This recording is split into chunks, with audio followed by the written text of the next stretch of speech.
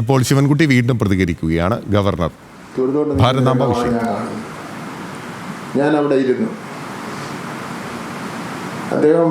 അദ്ദേഹത്തിൻ്റെ പൂജയും ഒക്കെ കഴിഞ്ഞ ശേഷം തിരിച്ച് വന്നു. എനിക്ക് ഒരു ഷെയ്ഖാൻ്റെ തന്ന് അവിടെ സൗഹാർദ്ദം മാറ്റിയിരുന്നു. അത് കഴിഞ്ഞിട്ട് എൻ്റെ സെക്രട്ടറി സ്വാഗതം പറഞ്ഞു. സ്വാഗതം പറഞ്ഞിട്ട് അധ്യക്ഷ പ്രസംഗത്തിന് വേണ്ടി എന്നെ വിളിച്ചു. ഞാനും ഗവർണറും പല ആൾക്കാരും ഇതുപോലുള്ള പ്രധാനപ്പെട്ട ഫംഗ്ഷന് പോകുമ്പോൾ കുറിപ്പോട് കൂടി തന്നെയാണ് പോകുന്നത്.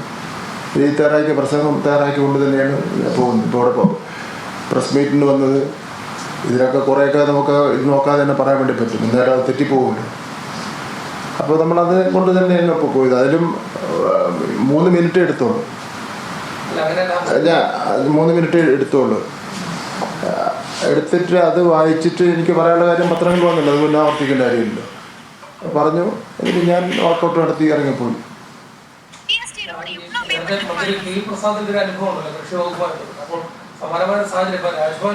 കൃഷി മന്ത്രി അവിടെ രാജ്ഭവനിൽ പോയില്ല.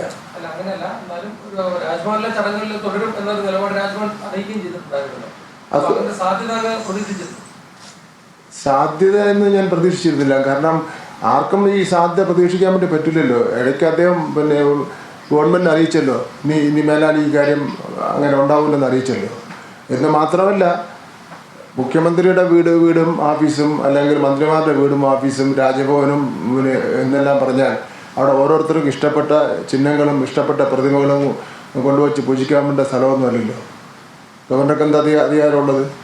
അവിടെ പിന്നെ ഒരു വനിതയുടെ കയ്യിൽ ഒരു കാവിക്കൊടിയും കൊടുത്ത് കൊണ്ടുവച്ച് അത് ഗവൺമെൻറ് ഫംഗ്ഷനിലൊക്കെ പൂജിക്കാൻ എന്താ അധികാരം ഗവർണർക്ക്? ഗവർണറുടെ അധികാരത്തെ സംബന്ധിച്ചിടത്തോളം ഭരണഘടനയിൽ വ്യക്തമായിട്ട് പറയുന്നുണ്ട്. അടുത്ത കാലത്ത് സുപ്രീം കോടതിയും ഹൈക്കോടതിയും ഗൗരവമായി തന്നെ പറഞ്ഞിട്ടുണ്ട്, ഗവർണർമാരെല്ലാം ഭരണഘടനയ്ക്ക് വിധേയമായി പ്രവർത്തിക്കണം. അതല്ലാതെ സംസ്ഥാന ഗവൺമെൻറ്റിനെ ഭരിക്കാൻ ഉള്ളവരല്ല, സംസ്ഥാന ഗവൺമെൻറ്റിൻ്റെ ഭരണത്തെ സഹായിക്കാൻ വേണ്ടിയുള്ളവരാണെന്നൊക്കെ കോടതികളൊക്കെ തന്നെ പറഞ്ഞിട്ടുണ്ടല്ലോ. കുട്ടികളാണ് പൊതുതലമുറ ഇതൊരു കരിക്കുലത്തിന്റെ ഭാഗമായിട്ടോ അല്ലെങ്കിൽ ഇതൊരു അക്കാദമിക് പ്രവർത്തനങ്ങളുടെ ഭാഗമായിട്ട് കൂടി ഇത്തരം ചിന്തകൾ വരുമോന്ന് സംശയം തോന്നുന്നു. അവിടെ ഇപ്പോൾ മഹാത്മാഗാന്ധിയുടെ പടം വെച്ചിരുന്നെങ്കിൽ നമുക്ക് മനസ്സിലാക്കാം, കുട്ടികൾക്ക് പഠിക്കേണ്ടതാണ് മഹാത്മാഗാന്ധിയുടെ പടം വെട്ടിമാറ്റി പാഠപുസ്തകത്തിൽ. അങ്ങനെ വെട്ടിമാറ്റിയപ്പോഴും അന്നും കേരളമേ ഉണ്ടായിരുന്നുള്ളൂ മഹാത്മാഗാന്ധിയെ പിന്തുണയ്ക്കാൻ വേണ്ടി. നമ്മുടെ പുതിയ പാഠപുസ്തകം അതെല്ലാം ഉൾപ്പെടുത്തിക്കൊണ്ടിറക്കി. പിന്നെ ഇന്ത്യൻ പ്രധാനമന്ത്രിയുടെ പടം വെച്ചിരുന്നെങ്കിലും മനസ്സിലാക്കാമായിരുന്നു. ഇതൊരു വനിതയുടെ ഒരു വനിതയുടെ പടം കൊടുത്തിട്ട് ഇത് RSSന്റെ കൊടിയും കൊടുത്ത് അങ്ങനെ വെച്ച് കഴിഞ്ഞാൽ നമുക്കത് എങ്ങനെ എനിക്ക് നിങ്ങൾക്ക് അംഗീകരിക്കാൻ വേണ്ടി പറ്റും? അതാണ് അവിടുത്തെ പ്രശ്നം. അത് എന്നിട്ട് അത് അഹങ്കാരത്തോട് വീണ്ടും ഇനി ഞാൻ ചെയ്യുമെന്നുള്ളതാണ്. അഹങ്കാരത്തോട് ചെയ്തു കഴിഞ്ഞാൽ ഞങ്ങൾ പങ്കെടുക്കില്ല.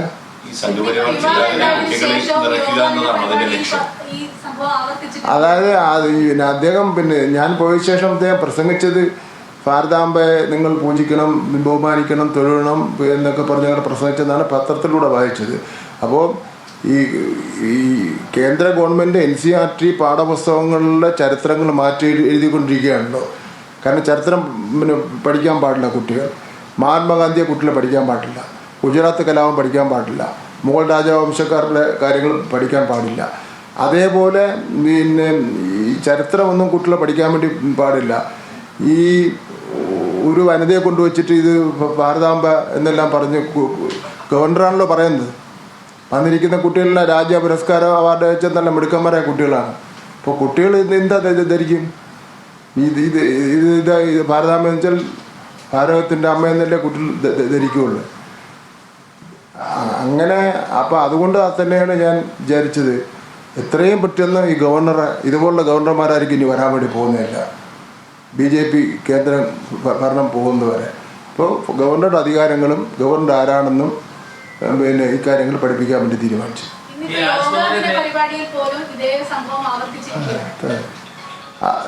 എത്രമാത്രം ധിക്കാരവും എത്രമാത്രം വെല്ലുവിളിയും എത്രമാത്രം പിന്നെ ഭരണഘടനാ വിരുദ്ധമായ പ്രവർത്തനം നടത്താമോ അതിൻ്റെ എല്ലാ സീമകളും ലംഘിച്ചാണ് ഇക്കാര്യങ്ങൾ നടത്തിക്കൊണ്ടിരിക്കുന്നത്.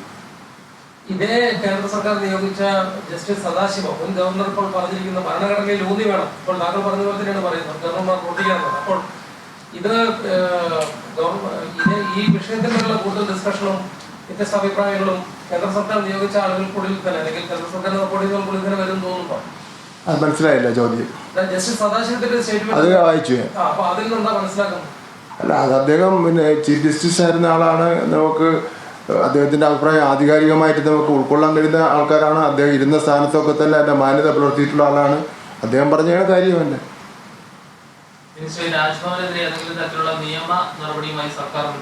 അതിനെപ്പറ്റി ആലോചിച്ചിട്ടില്ല.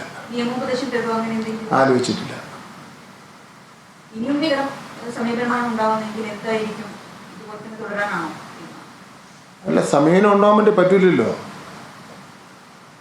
അങ്ങനെ ഓരോരുത്തർക്കും ഇഷ്ടം പോലെ കാര്യങ്ങൾ ചെയ്യാൻ വേണ്ടി പറ്റുമോ?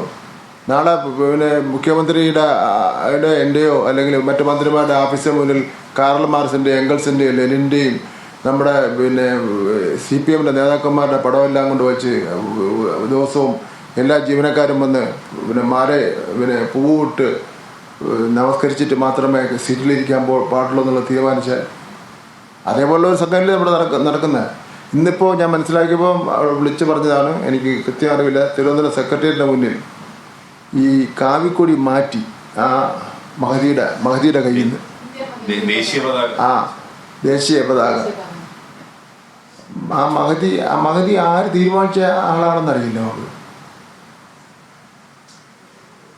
എന്താ ഒരു വനിത,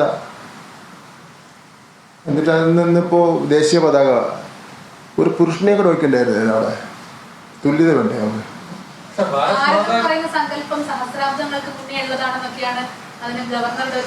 അത് ഇന്ത്യൻ ഭരണഘടന തീരുമാനിച്ചിട്ടുണ്ടോ?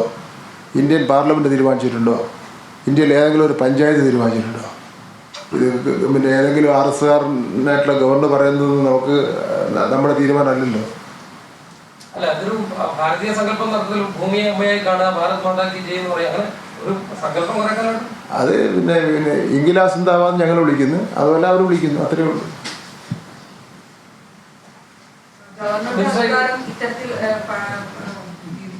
കുട്ടികളെ പഠിപ്പിക്കുന്നതിന് മുമ്പ് വിദ്യാഭ്യാസ മന്ത്രി പ്രോട്ടോകോൾ പഠിക്കണമെന്നാണ് അല്പസമയം BJP നേതാവ് MP രമേശ് പറഞ്ഞത്.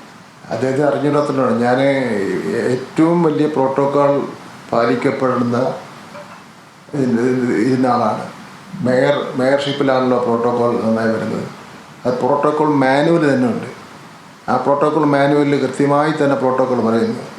ഇന്ത്യൻ പ്രസിഡന്റ് വരുമ്പോൾ എന്താണ് റോള്, അതിൽ മേയർക്ക് എന്താണ് റോള്, MLAക്ക് എന്താണ് റോള്, മുഖ്യമന്ത്രിക്ക് എന്താണ് റോള്, ഇന്ത്യൻ പ്രസിഡന്റും തിരിച്ചു പോകുമ്പോഴുള്ള റോൾ എന്താണ്, വിദേശ രാഷ്ട്രങ്ങളിലെ രാഷ്ട്രത്തലവന്മാർ വരുമ്പോൾ എന്താണ് റോള്. ഞാൻ 5 വർഷക്കാലം ഞാൻ നന്നായി തന്നെ അത് പഠിച്ചിട്ടുള്ളതാണ്. പിന്നെ രാജേഷ് വെറും പഞ്ചായത്ത് ഇപ്പോൾ കോർപ്പറേഷൻ കൗൺസിലറിൽ ആയിട്ടുള്ളൂ. കോർപ്പറേഷൻ കൗൺസിലർക്ക് MP രമേശ് ഇതുവരെ തെരഞ്ഞെടുപ്പ് മത്സരം ജയിച്ച് പ്രോട്ടോക്കോളിന്റെ പരിധി വന്നിട്ടില്ലല്ലോ. പിന്നെ എങ്ങനെ പ്രോട്ടോക്കോൾ മനസ്സിലാവുന്നത് MP രമേശ്? മറ്റൊന്ന്, ഈ രാജ്ഭവനിലെ കാര്യങ്ങൾ തീരുമാനിക്കേണ്ടത് ഗവർണറാണെന്നാണ് കേന്ദ്രമന്ത്രി പറഞ്ഞിരിക്കുന്നത്. ജോർജ് കുര്യൻ അവിടെ എന്തൊക്കെ ചെയ്യണം, എന്തൊക്കെ കാര്യങ്ങൾ ചെയ്യാതിരിക്കണം എന്നുള്ളത്. രാജ്ഭവനിലെ കാര്യങ്ങൾ തീരുമാനിക്കേണ്ട അവകാശം ബഹുമാനപ്പെട്ട ഗവർണർക്ക് ഉണ്ട്. പക്ഷേ RSSന്റെ പതാക ഉയർത്താനുള്ള അധികാരം ഗവർണർക്കില്ല. നമ്മുടെ ഈ +1 സീറ്റുമായി ബന്ധപ്പെട്ട ചില കാര്യങ്ങൾ കൂടി, അതായത് ഇപ്പോൾ അങ്ങ് വിശദീകരിച്ചനുസരിച്ച് സീറ്റുകൾ ഒരുപാട് മെച്ചമാണ്. പക്ഷേ ആ വിഷയത്തിൽ വലിയ പ്രതിഷേധം അവിടെ നടക്കുകയാണ്. അതിൽ പ്രതിഷേധക്കാർ പറയുന്ന ഒരു കാര്യം ഇപ്പോഴും ആരും പ്രതിഷേധിച്ചിട്ട് ഒരു പേപ്പർ. പൊതുവിദ്യാഭ്യാസ വകുപ്പ് മന്ത്രി V ശിവൻകുട്ടി മാധ്യമങ്ങളെ കണ്ട് ഭാരതാംബ വിവാദത്തിൽ ഇപ്പോൾ വിശദമായ മറുപടി നൽകുകയായിരുന്നു. പ്രോട്ടോകോൾ ലംഘനം ഉണ്ടായിട്ടില്ല, പ്രോട്ടോകോൾ കൃത്യമായി പാലിക്കുന്ന, അതിനെപ്പറ്റി നല്ല ബോധ്യമുള്ള ആളാണ് താൻ. രാജ്ഭവനെ നിയന്ത്രിക്കുന്നത് RSS ആണ്. അപ്പോൾ RSS ആണ് ഇക്കാര്യങ്ങളെല്ലാം ചെയ്തു വെക്കുന്നത്. ഇന്നിപ്പോൾ തിരുവനന്തപുരത്ത് BJP നടത്തുന്ന സമരത്തിനിടയിൽ എന്തുകൊണ്ടാണ് ആ സ്ത്രീ രൂപത്തിന് കയ്യിലേക്ക് ദേശീയ പതാക വെച്ചുകൊടുത്തത് എന്നുകൂടി അവർ വ്യക്തമാക്കണം. എന്തുകൊണ്ടാണ് ഈ തിരുത്തൽ എന്ന് വ്യക്തമാക്കണം എന്നുകൂടി മന്ത്രി V ശിവൻകുട്ടി പറയുകയാണ്. സർക്കാർ രാജ്ഭവൻ പോര്, ഗവർണർ പോരാണ് യഥാർത്ഥത്തിൽ. സർക്കാർ ഗവർണർ പോര് മുറുകുന്നതിനിടയിലാണ് ഇപ്പോൾ V ശിവൻകുട്ടിയുടെ പ്രതികരണം വരുന്നത്.